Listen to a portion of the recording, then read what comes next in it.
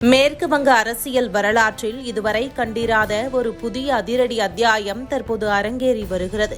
சமீபத்தில் நடந்து முடிந்த சட்டமன்ற தேர்தலில் பாஜக வரலாற்று சிறப்புமிக்க பெரும் வெற்றி பெற்றதை தொடர்ந்து அம்மாநிலத்தின் புதிய முதலமைச்சராக பொறுப்பேற்ற சுவேந்து அதிகாரி பதவியேற்ற முதல் நாளிலிருந்தே அதிரடி ஆட்டத்தை தொடங்கியிருக்கிறார். சொன்னதை செய்வோம் என்பதற்கு இலக்கணமாக வெறும் 15 நாட்களுக்குள் ஒட்டுமொத்த மாநில நிர்வாகத்தையும் தன்வசப்படுத்தி அடுத்தடுத்து தேர்தல் வாக்குறுதிகளை நிறைவேற்றி மாஸ் காட்டி வருகிறார்.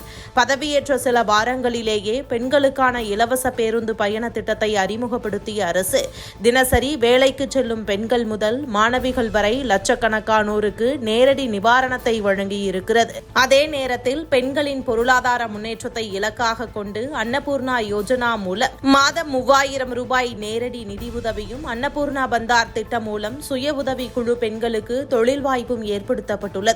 மறுபுறம் பல ஆண்டுகளாக தேசிய பாதுகாப்பு விவாதங்களில் இடம் பிடித்த வங்கதேச எல்லை பிரச்சினைக்கு தீர்வு காணும் முயற்சியாக எல்லைப் பகுதிகளில் வேலி அமைக்கும் பணிகள் வேகப்படுத்தப்பட்டுள்ளன.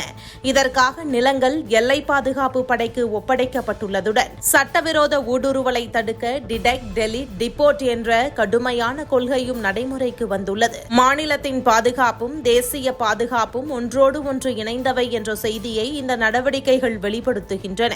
மக்களின் சுகாதார தேவைகளை கருத்தில் கொண்டு ஆயுஷ்மான் பாரத் திட்டம் மாநிலம் முழுவதும் செயல்படுத்தப்பட்டுள்ள நிலையில் பல லட்சம் குடும்பங்களுக்கு உயர்தர மருத்துவ சேவைக்கான கதவுகள் திறக்கப்பட்டுள்ளன.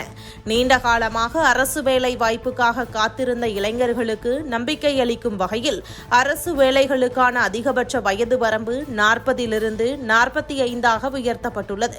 இதனால் வாய்ப்பை இழந்துவிட்டதாக நினைத்த ஆயிரக்கணக்கான இளைஞர்களுக்கு மீண்டும் ஒரு சந்தர்ப்பம் கிடைத்திருக்கிறது. வடக்கு வங்கத்தின் தேயிலை தோட்ட தொழிலாளர்களுக்காக 1000 கோடி ரூபாய் மதிப்பிலான நலத்திட்டங்கள் அறிவிக்கப்பட்டுள்ளன.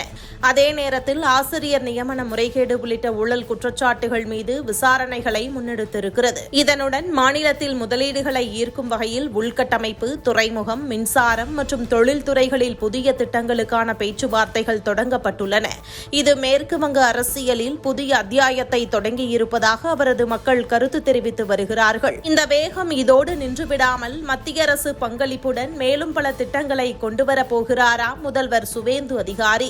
பாஜக ஆட்சி மக்களின் வாழ்க்கையில் பெரிய மாற்றத்தை கொண்டுவரும் என அம்மாநில அரசியல் விமர்சகர்கள் பாராட்டுக்களை தெரிவித்து வருகிறார்கள்.